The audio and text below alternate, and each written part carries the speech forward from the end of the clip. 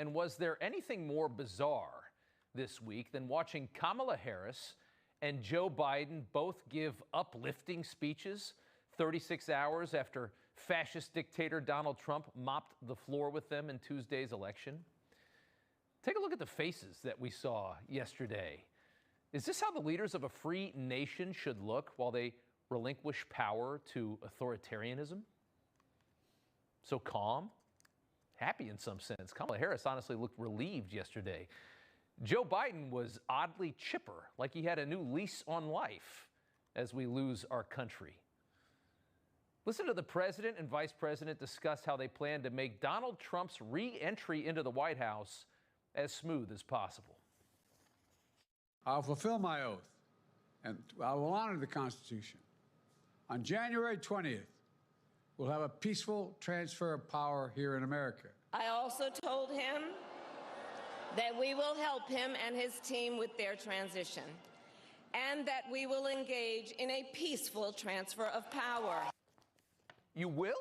You're going to engage in a peaceful transfer of power with a tyrant who is going to destroy the country, because the country's over if he gets back in the White House, right? That's what they told us, wasn't it? In fact, I think they told us that about 10,000 times for the past 3 years. What? What did they say? What a difference a lost election can make, because in case you need to see it again, here's how they've sounded for the past 3.5 years. Donald Trump and the MAGA Republicans represent an extremism that threatens the very foundations of our republic. Someone who suggests we should terminate the Constitution of the United States should never again stand behind the seal of the President of the United States. But if he does, we'll make his transition as smooth as possible. If there's one thing that you hope their voters realize, it's just how much they have been gaslit for the past 8 years. How would they ever trust the machine again after being duped this hard? Imagine being one of the indoctrinated, pink-haired 24-year-old Kamala volunteers in that crowd in Washington yesterday, watching your candidate giggle as she concedes to a fascist, realizing it's all more just like a sports game, really, you know, like two quarterbacks shaking hands at the end. They fight to win.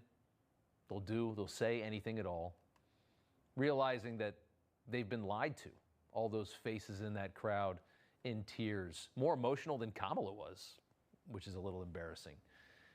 And Kamala's probably a bit hurt today. I'm sure she is, but it's not too bad because she's rich now, right? Kamala Harris is going to get $250,000 every time she opens her mouth for the rest of her life. So she's okay. All the nonsense they spun to you was just designed to scare you into voting. What a gut check moment for the disciples of the left, and they are very loyal disciples, aren't they? It was all called out, even by Charlemagne the God, to millions of Democrat voting listeners this morning. Now that he's won, they're not calling him a threat to democracy. They're not calling him a fascist. I mean, they're not calling him anything.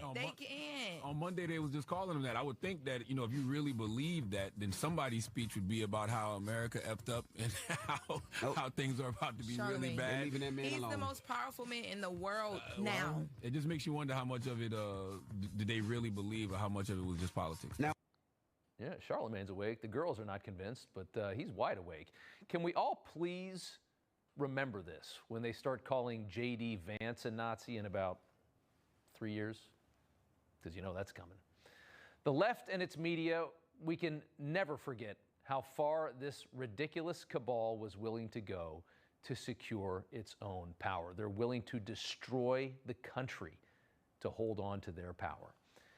Maybe the best part of Tuesday night's bloodbath was realizing, though, that the mainstream media is now dead. Their propaganda falling on deaf ears. As much noise as they make, it doesn't seem like anybody is listening anymore. Joe Rogan, one guy that does MMA fights, is now more powerful than entire broadcast networks. I would say Joe Rogan has a better reach than ABC News. Isn't that amazing? The way the media is coping with their rapid decline and clear demise, of course, though, is through denial. The problem isn't them, it's you. You're too stupid to realize life really was great under Joe Biden because you weren't watching MSNBC and you were duped by Republican talking points. Take a listen to this. Average Americans don't read or watch any news. And so the economy, it's not just so much that the real lived experience is that, it's what they hear. And the Republicans are brilliant at creating perception. And the perception they created for 4 years, even as the data was going the totally different way, is one of erosion and increasing inflation and increasing pain for consumers. Right. What matters, folks? No one watches cable news. Nobody watches news, okay? Why'd you take the booking then, Rachel? Well, you know what I mean? Like, in terms of the overall population, Ari, I mean, we're talking about 10% of the population. No, I just have. Oh, if only more than 10% of the population was watching Ari every night, then we'd all vote the right way. Then we'd all have Biden forever. What an arrogant moment. What an incredible moment to see on cable news. The arrogance of the media. In truth, nobody's watching because you know what you're going to get. It's too predictable, right? ABC, CBS, NBC, MSNBC, CNN, New York Times, Washington Post, nearly every single local affiliate in the country and most of the newspapers as well, all delivering the same government talking points. We know Washington's agenda. We figured that out. We don't need Pentagon press releases regurgitated by a brainless seven-figure talking head. People want to know the real truth. People want to know what's real, unfiltered by Viacom and Pfizer in Washington, D.C. 47 million people watched Joe Rogan interview Donald Trump. When Elon Musk had the Spaces with Trump on X, that had over 1 billion views. But look at Kamala on Call Her Daddy. 811,000 people watched that podcast. That's it? That's it. Be proud in knowing that Americans are evolving and developing a clear immunity to propaganda. Why would you watch Kamala Harris on Call Her Daddy? You know exactly what she's going to say, and the girl that interviewed her probably got the questions beforehand, was probably told what to ask. It's just too predictable. Trump on Rogan, that might be something. They might go to some weird places you haven't been to before. Propaganda. Who watches it? We've evolved past that. It's a powerful tool of oppression for thousands of years, and we are evolving past it. For 3 years, they destroyed your country. They destroyed your country while screaming this about Donald Trump. Take a listen. What would a second Donald Trump term look like? Well, he cannot be the next president. A lot of people have tried to draw similarities between Mussolini and Hitler. Leads me to think there is a coming massive crisis that's going to occur on November 5th. Is promising to be a dictator for a day. He is going to he runs the risk of really dismantling and greatly incapacitating the Department of Justice and the FBI. He will tell people to take to the streets with violence. All of these idiots watched as this administration just ravaged the country. Everything, on every decision it was terrible. On spending, on border security, national security, foreign policy, everything was bad. It was all bad together. And all they talked about was Donald Trump and how dangerous it would be if he ever got back in. They thought they had enough control of our minds to reelect this administration after the worst presidency in American history. Sure, my town is now a refugee camp from the third world, so Democrats can stay in power forever. But I heard on MSNBC that Trump's a dictator, so I'm definitely voting for Kamala Harris. They expected that reaction from a vast majority of the American people. They were so wrong that they lost the Hispanic male vote. That's how wrong they were. That's how stupid they were in this election. The guy who wants to deport the illegal Central and Southern American immigrants from the country and build a wall between the United States and Mexico won Hispanic men. That's how wrong their calculus was. It's amazing. But rather than get real and actually wake up to just how bad it's gotten between the media and between the left in this country, to just get real for a second and maybe let's recoordinate and put together a plan that people actually want. Let's just give these people that fund this whole freaking huge disaster of a government, let's just throw them a couple bones and do something they might like. Rather than that, nah, we're not doing that. Let's just start calling Hispanic men white supremacists. It's misogyny from Hispanic men. Right. It's misogyny from black men, things we've all been talking about, who do not want a woman leading them. Might be race issues with Hispanics. I will dare to say that is the Latino man who wouldn't want a woman president. A district that's 97% Latino went 75 percentage points for Donald Trump. Why? Misogyny. It's on the border. The border crisis is on their doorstep. And they were begging people to care about it for years. We need to take some lessons. Y'all voted with Stephen Miller and David Duke and against your own sisters and chose Kamala Harris with 60% of their votes. So you own everything that happens to your mixed status families. They're so stupid. All these people that are just burning holes in your TV screens all day long are so stupid. They're so stupid. You're so much smarter than they are. And that's why they're so mad. Because you saw through it. The mouthpieces of a failing machine. They will say anything to keep their control of this country. And it's slipping away from them. You can thank in large part the new media for that. Elon Musk burned $44 billion to save your country from this nonsense. Can you imagine having $1 billion? Then imagine throwing away 44 of those on Twitter. From the New York Times, Trump's America, victory changes nation's sense of itself. Incredibly arrogant. In truth, it's just the opposite. Nation's sense of itself is no longer defined by 200 globalist nerds writing articles in Midtown Manhattan. We are living in a matrix, and our eyes are just beginning to open. All right, Kimberly Guilfoyle joins us now. Kim, Inauguration Day is like, 10 weeks away, and we're going to watch Joe and Kamala graciously hand power over to a man that they called a fascist dictator about 5 days ago. Won't that be bizarre?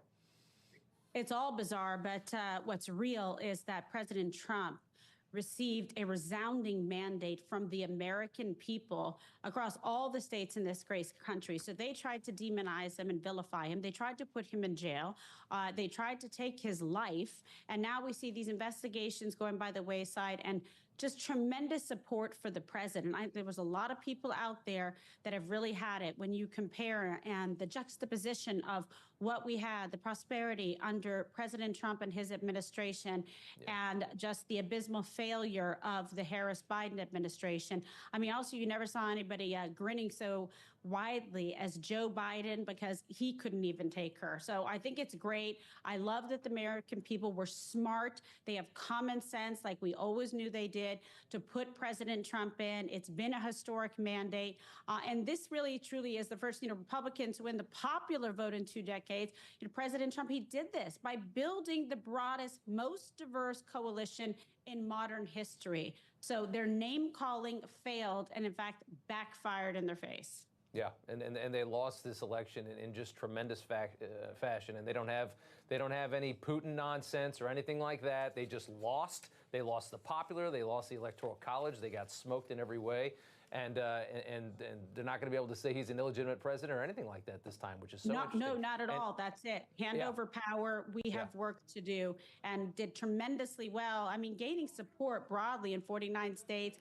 And even the District of Columbia compared to 2020. Amazing. So it's truly like the biggest party gain since 1992. And I think that is significant for going forward, Rob. A lot of people were concerned, can we keep going and propel the America First, American patriot, American dream-loving people across this country into a future coalition with a large tent that's inclusive. We have some of the best and brightest minds working on a phenomenal pick and choice with a super smart, strong conservative woman in Susie Wiles for chief of staff.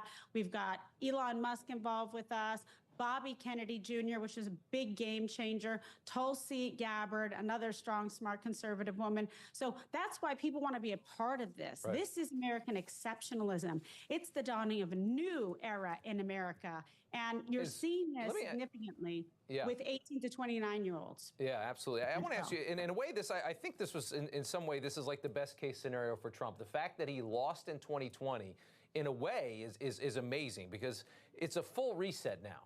He's going back to Washington with a completely new team. He's got a different vice president. He's got a whole different group of people around him. Yes, I think this is way better than him just getting reelected in 2020 and still being surrounded by a lot of swampy individuals. This is a full reset for him, and it makes this 4 years very much more interesting to me.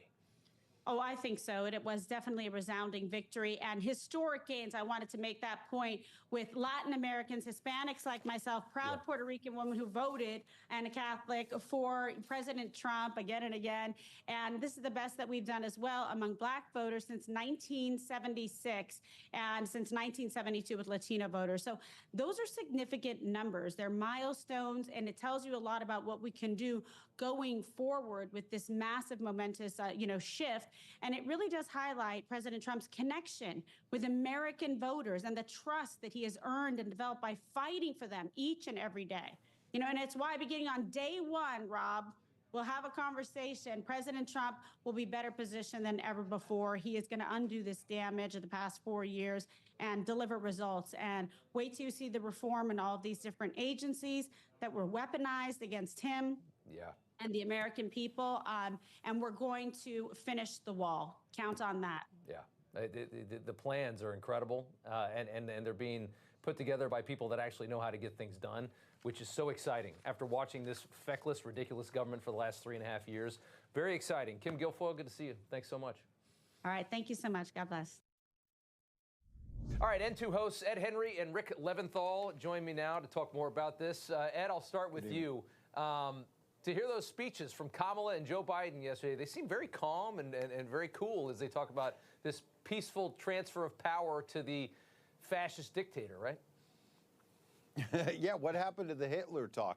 It obviously didn't work for Kamala. She got drubbed. This was a Democrat beatdown. I mean, there are just entire portions of the country that have flipped from blue to red. They've got no answers for it. Nicole Wallace is deleting her Twitter account. Charlemagne the God is saying, your very point, actually. Charlemagne was saying on his program, as a black media leader that the Democrats were courting heavily, he said, maybe they weren't serious about this Hitler rhetoric. He said, how could they be so quiet now and so docile after saying that he's a dictator and going to do all these awful things? Maybe, he said, it was all just political talk, and I think that's true. That's what it was. And Rick, it's so obvious, and if there's one thing that I hope that their supporters see, when they watch those speeches, because they all did, is how unafraid they were to transfer power to Donald Trump. What are they afraid of? There's nothing to be afraid of. What I wanted to hear from both of them was, hey, the people have spoken. The majority of Americans have spoken. Let's respect the other side. Let's all come together and try to make this thing work.